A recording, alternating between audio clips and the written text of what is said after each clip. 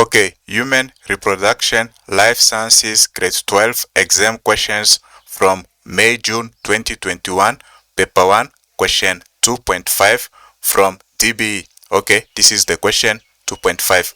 Premature delivery of babies, meaning babies born between weeks 28 to 35 of the gestation period.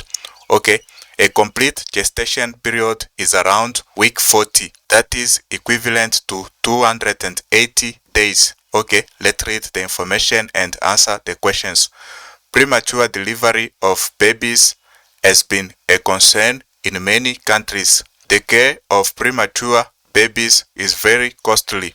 Women with a history of premature delivery are sometimes given a progesterone treatment between weeks 16 to 20 of pregnancy.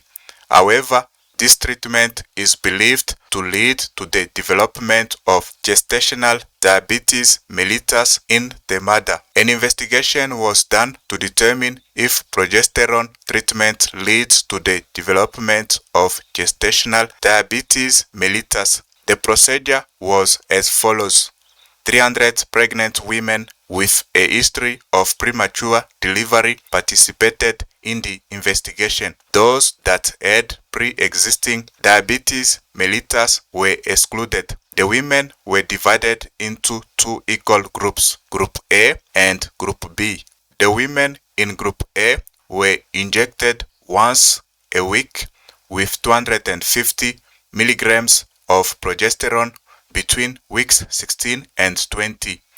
Their glucose levels were measured and recorded daily between week 16 and 36 of the pregnancy. Group B was the control. Okay, now question 2.5.1. Why is the injection of progesterone a good treatment to prevent premature delivery? Okay, 2 marks. Okay, this is what you have to know about progesterone. Progesterone thickens the endometrium, and by doing so, the pregnancy is maintained. Okay, so progesterone thickens the endometrium and therefore maintains pregnancy. Okay, so this is how you can answer this question. Now question 2.5.2. Identify the A. Independent variable, 1 mark. B. Dependent variable, 1 mark. Okay, this is what you have to know about independent variable. The independent variable is the variable causing the effect. Okay, and the dependent variable is the variable being affected by the other variable. Okay, so this depend on this one. Okay, this one is the one being affected and this one is the one causing the effect.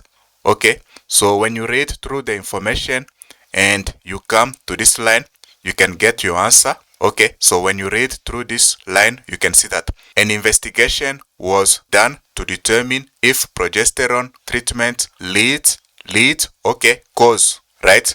Leads meaning cause, okay?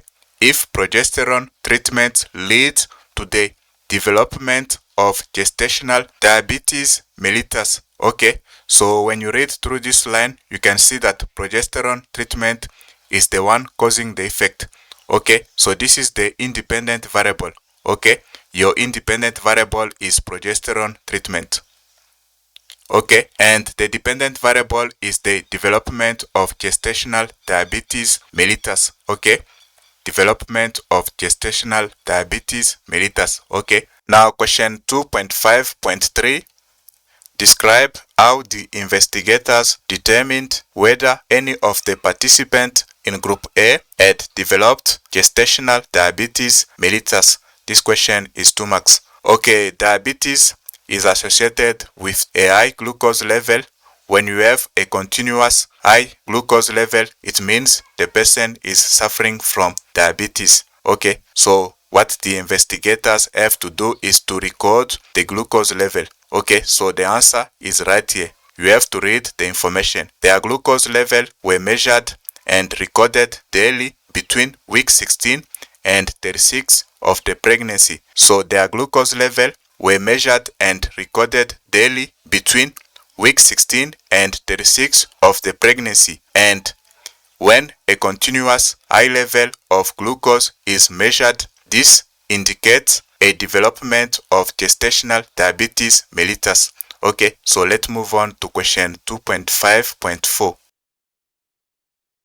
Okay, still on question 2.5. Now with question 2.5.4. Okay, state two factors that were kept constant when the progesterone was administered in group A. Okay, this is 2 marks. Okay, when you read through the information and you come to this line, you can get your answer. Let's see that. The women in group A were injected once a week. Okay, once a week.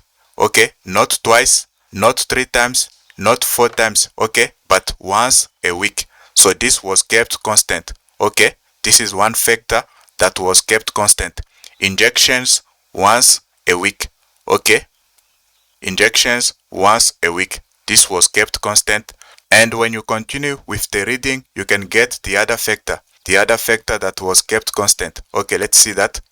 The women in group A were injected once a week, with this was kept constant. Okay, not less, not more than 250 milligrams of progesterone.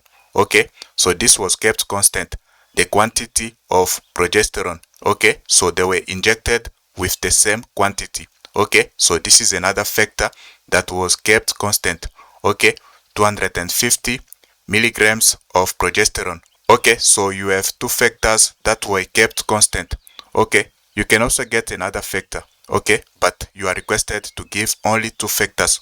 If you continue the reading, you can get another factor. The women in group A were injected once a week with 250 milligrams of progesterone between weeks 16 and 20. Okay, the period of injection was kept constant. Okay, week 16 and 20. Okay, so injections between week 16 and 20. Okay, the same period. Okay, so you have three factors that were kept constant, but you are requested to give only two factors. Okay, you have three of them. Give only two factors. Now question 2.5.5.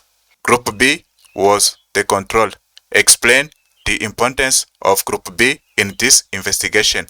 2 marks. Okay, so you have two groups of women. Okay, group A and group B. Okay, the importance of group B is to use it for comparison. Okay, so the way to answer this question is to say group B did not receive progesterone. This is important for comparison between glucose levels in group A and in group B. And if gestational diabetes mellitus develops in group A, it would be due to the progesterone treatment. Okay, so this is how you can answer question 2.5 from May-June 2021. Okay, until next time, I will talk to you soon.